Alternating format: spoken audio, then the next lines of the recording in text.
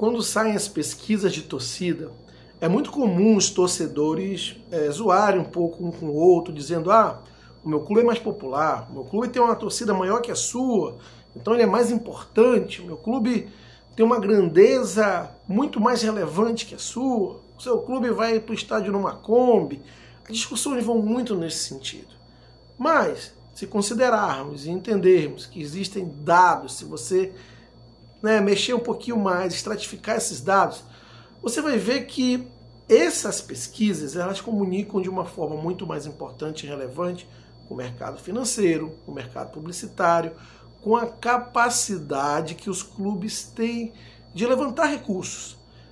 Essas pesquisas comunicam com o principal ativo de um clube, que é a sua base de consumidores, que é justamente os seus torcedores, o engajamento, a audiência. Tudo isso é colocado à mesa na hora de negociar. Então essas pesquisas têm uma importância, uma relevância muito além da zoação entre torcedores. E essas pesquisas são levadas muito a sério por organizações, por entidades, por segmento publicitário, financeiro, do negócio como um todo.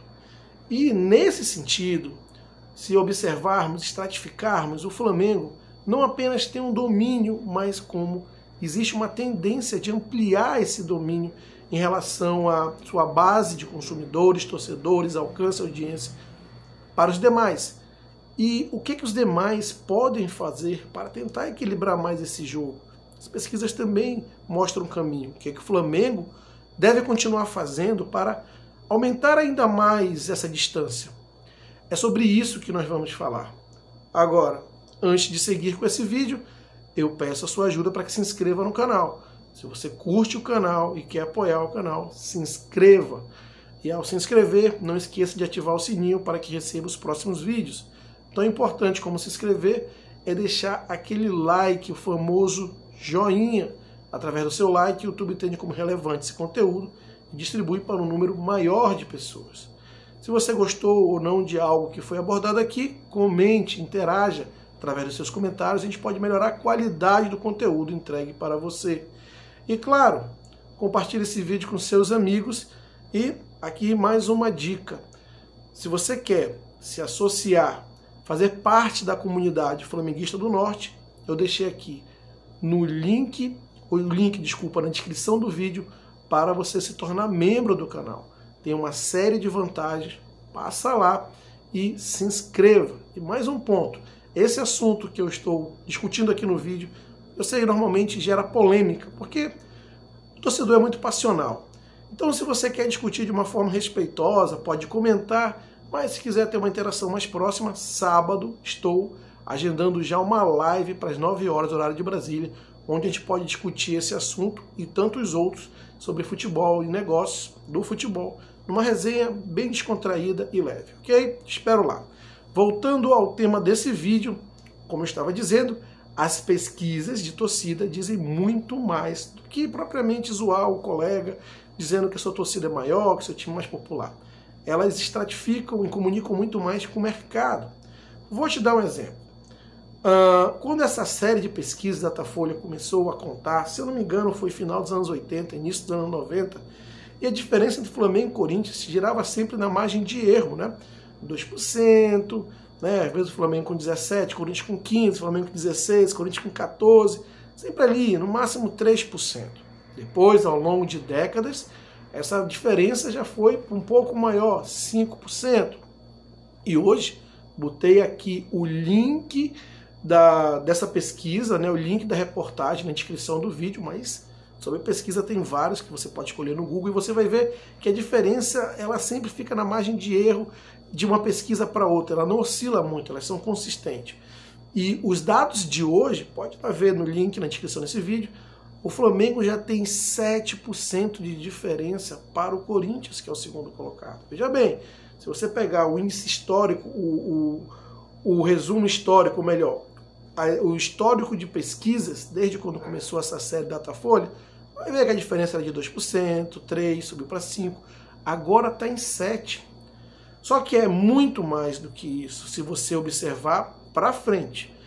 Como eu disse, se você estratificar ali e pegar por faixas etárias, a faixa etária de entrada nessa pesquisa é ali de 16 a 24 anos, se eu não me engano. E é nessa faixa etária a diferença do Flamengo para Corinthians já não é mais 7%, é de 10%. Ou seja, quanto mais jovem a faixa etária que está computada na pesquisa, maior a diferença do Flamengo para o Corinthians. Bom, não preciso ser PhD no MIT para entender que logo mais, nos próximos anos ou décadas, a diferença que hoje é de 7 de Flamengo para Corinthians vai ser de 10 ou mais. E, claro, cada vez que isso acontece, você aumenta a sua base de torcedores e aumenta a diferença para o seu principal rival em termos de base de consumidores, geração de ativos. Mas, sabe, também não é só isso não. E aí tem um outro dado importante. Primeiro, isso aí explica esse aumento de torcida do Flamengo em relação ao Corinthians nas últimas décadas. E está só mostrando que vai continuar aumentando. Bacana? Mas tem um outro dado também que compõe, que é a estratificação social. O Flamengo, ele lidera em todas as estratificações sociais. Quero dizer, na classe A e B, o Flamengo tem mais torcida, é o que tem mais torcida, o segundo é o Corinthians. Na classe C, a diferença do Flamengo para o Corinthians, ela aumenta mais do que a diferença do Flamengo para o Corinthians na classe A e B. E quando você vai para a classe D e E, essa diferença do Flamengo para o Corinthians, ela aumenta significativamente em relação à classe C e à classe A e B. Ou seja, quanto menor a classe social, mais baixa a classe social, melhor dizendo, maior a diferença do Flamengo para o Corinthians. Então olha essa combinação. Quanto mais jovem, maior a diferença do Flamengo para o Corinthians, que vai para 10%, não para 7%, como está hoje, e já foi de 2%. Ou seja, daqui a alguns anos, essa diferença, ou décadas, daqui a uma década, essa diferença vai aumentar. Mas na classe mais baixa, a diferença do Flamengo em relação ao Corinthians é muito maior. Então, primeiro, a gente tira esse mito aí de que o Corinthians é o time do povo, né? Não é. Quem está dizendo isso é a pesquisa Datafolha, inclusive, que fica na cidade onde o Corinthians é sediado, né? São Paulo. Agora, poxa, Diogo, mas o que importa ali é a classe A e B, que tem maior poder de consumo. Gente, numa economia, o que mexe o ponteiro é o que a gente chama de consumo de massa, sabe? Não é aquele cara que tem muito dinheiro e vai comprar um item muito caro, mas aquele grupo de pessoas que vai comprar muito, porque é um grupo muito grande, e vai comprar itens populares, vai gerar consumo em massa. Não é aquele cara que vai comprar, sei lá, o arroz integral. Aquilo vai ser um nicho, ou um arroz diferente para risoto. Aquilo vai ser um nicho de mercado. O que muda o ponteiro é aquele consumo em massa. Aquele cara que vai comprar o arroz mais popular e vai comprar bastante. A maioria das empresas, elas têm esse foco de produção em massa, consumo em massa. Elas geram economia através da sua produção em massa, venda em massa. Às vezes a margem de ganho é menor e ela ganha justamente na produção em escala, na venda em escala, para ela ter um todo muito lucrativo. As empresas mais nichadas, que vendem produtos mais premiums, ok, vão vender para essa classe A e B, mas não são elas que mexem no ponteiro da economia. O que mexe no ponteiro da economia são as empresas que produzem em grande escala. E essas empresas, quando elas leem essa pesquisa, elas entendem perfeitamente que existe ali um clube que a tendência é aumentar a sua diferença em relação aos demais, em termos da base de consumidores, e esse clube ele representa uma relevância muito maior na base de classe social D e E, onde representa para essas empresas o consumo em massa. Então, entenda, se você é dono de uma empresa, de uma indústria que produz, sei lá, algum produto que é consumido em grande escala, né, massificado, você olha para uma pesquisa e diz, olha, aquele clube que hoje é líder de engajamento, de torcida, de audiência, que tem a maior base de consumidores e que vem aumentando a sua base de consumidores década após década, E as pesquisas não apenas explicam esse aumento, como dizem que vai aumentar ainda mais nas próximas décadas. E esse mesmo clube é o clube que tem a maior concentração nos seus consumidores, é muito mais relevante nas classes D e E, e ele também lidera as outras classes, com uma diferença menor, mas ainda assim lidera.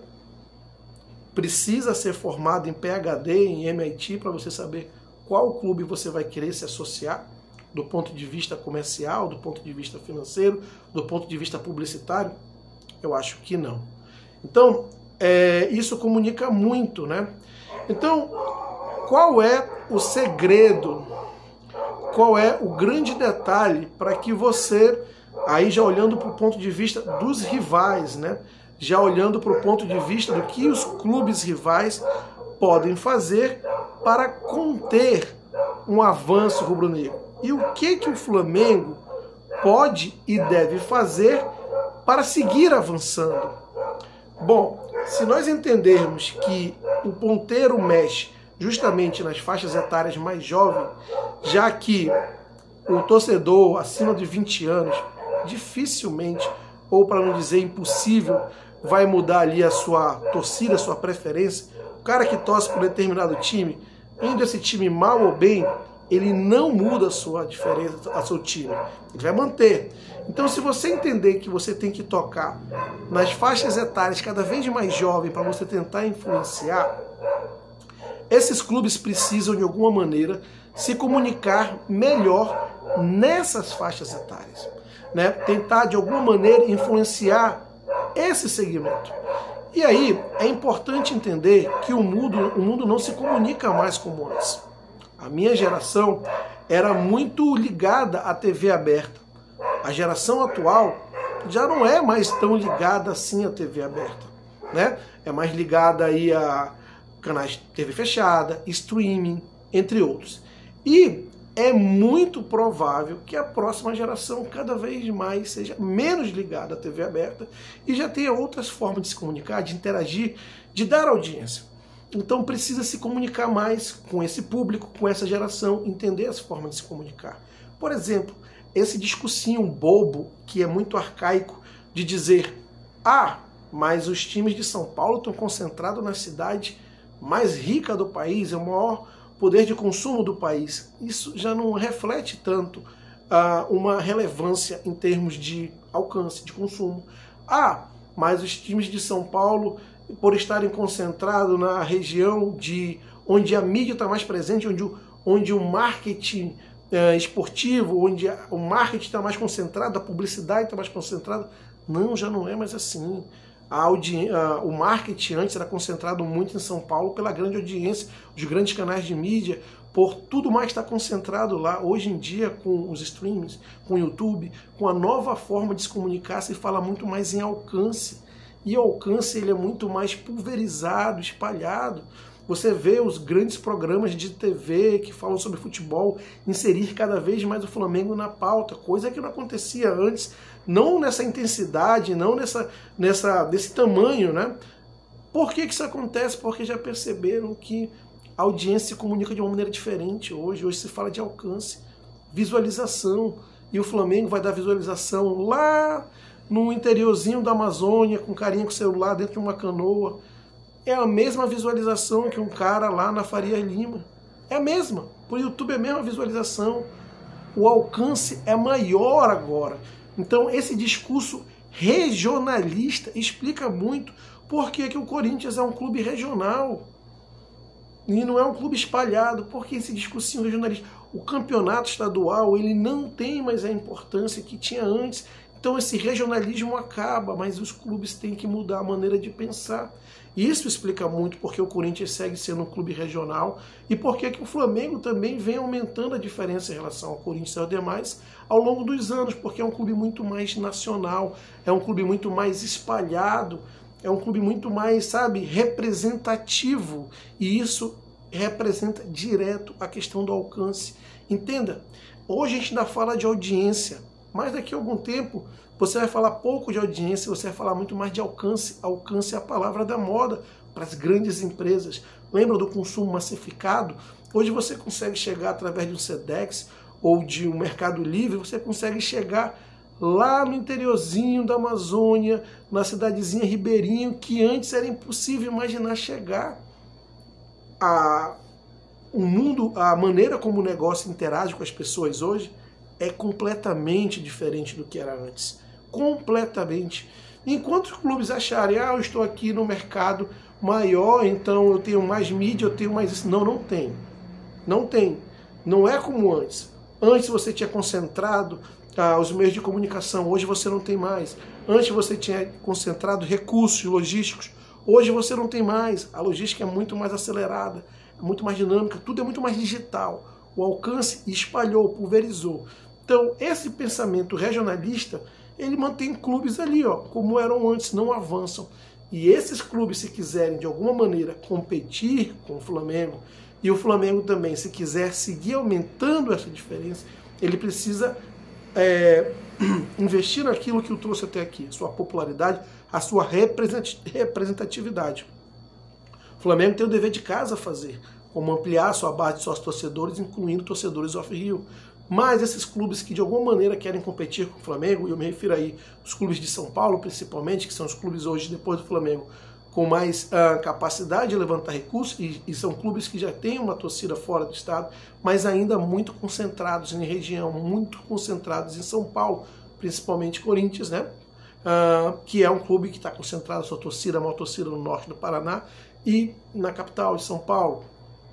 Claro, no estado de São Paulo como um todo é muito forte, mas esses clubes eles precisam de alguma maneira ter uma estratégia para popularizar, criar representatividade. E onde é que eles vão mexer isso? Não vão mexer na base de torcedores que já está ali constituída de 20 anos para cima. Eu diria que 16 anos para cima já está constituída. Esse reflexo que 16 anos essa faixa etária já aumenta para 10% em relação ao Corinthians, provavelmente se você for mexer numa faixa etária anterior a isso, que não está estratificada em pesquisa, possa ser que a diferença seja ainda maior. E é nesses torcedores que os clubes devem investir. E para investir nesses torcedores precisa entender a maneira de se comunicar. E precisa sair desse discursinho regionalista, porque ele precisa ganhar escala, precisa ganhar massificação. Então tem que saber interagir com essa base de torcedores no Brasil inteiro. E com esse discurso regionalista só mostra que esses clubes estão ficando cada vez mais distantes. O regionalismo dos clubes de São Paulo mostra que estão ficando mais distantes. Eu não estou falando que o Flamengo faz um grande trabalho nesse sentido, não é isso. Mas é fato que o Flamengo tem uma grande base de torcedores pelo Brasil inteiro. Né? Se você também pegar essa estratificação por região, que também tem nessa pesquisa, você vai ver que o Flamengo ele é muito forte em todas as regiões, inclusive na região centro-oeste, norte e nordeste. Ele dá uma verdadeira lavada no segundo colocado, que é o Corinthians, e nas outras regiões sul e sudeste ele é muito forte, está em segundo no sudeste, muito próximo do Corinthians ali. Então o Flamengo ele é forte em todas as regiões, e isso significa representatividade. É claro que o Flamengo também precisa fazer um trabalho para continuar aumentando a sua base de torcedores, mas ele está muito à frente e as pesquisas estão dizendo que ele vai ampliar essa diferença. Quem tem que estar correndo atrás são justamente os clubes de São Paulo, onde a pesquisa está dizendo: ei, vocês estão perdendo cada vez mais espaço. A história está passando, o mundo está mudando muito e as pessoas estão ficando ainda levando conceitos de décadas atrás, arcaicos. Sabe, se você for ver o grande centro do futebol na Europa, você vai ver N casos onde os times de maior poderio financeiro não são aqueles times que estão localizados na cidade de maior poderio financeiro. Existe uma distinção. Isso muito em função porque a economia digitalizada, a audiência, o mercado publicitário, ele abrange todas as pessoas do mesmo jeito, muito diferente do que era antes. Né? Então o mundo avança, a audiência não vai ser mais medida como era antes ou como é até hoje, cada vez mais. A parte de streaming, a parte de visualizações, a parte de alcance é o que está tomando lugar em detrimento da audiência. Eu não estou falando que vai mudar de hoje para amanhã, mas vem gradativamente acontecendo isso. E no piscar de olhos, você vê que ficou para trás. Então, na minha opinião, esse é o caminho que os clubes devem percorrer para, de alguma maneira, tentar contrapor ao que o cenário que tem hoje, que é um cenário que o Flamengo deve aumentar, ampliar seu domínio em relação à base de consumidores. Esquece esse negócio de ter maior torcida, o Flamengo tem, mas vamos colocar o papo aqui mais discutido na questão comercial. O Flamengo é uma tendência, o próprio Datafolha está dizendo, olha, o Flamengo, na faixa etária de 16 a 24 anos, ele tem uma diferença, não é de 7% não, é de 10% em relação ao Corinthians, né? E se não fizerem nada, isso vai continuar crescendo. E mais do que isso, peguem as pesquisas das últimas décadas, a diferença é de 2, 3, 5, 7, está indo para 10, aonde vai parar, né? Então mostra muito bem o caminho para o qual estão indo alguns clubes. E a pergunta é, será que tem dirigente preparado analisando por esse ponto de vista, por essa ótica? Ou não? Bom, quero saber a sua opinião a respeito, deixe aqui seus comentários. Não esqueça de se inscrever no canal, deixar seu like, vai lá no grupo de membros, se inscreva, tem aqui o link na descrição desse vídeo. E sábado tem live para a gente discutir uma resenha mais tranquila, mais leve, com muito mais interatividade, tá bom? Um grande abraço e até a próxima.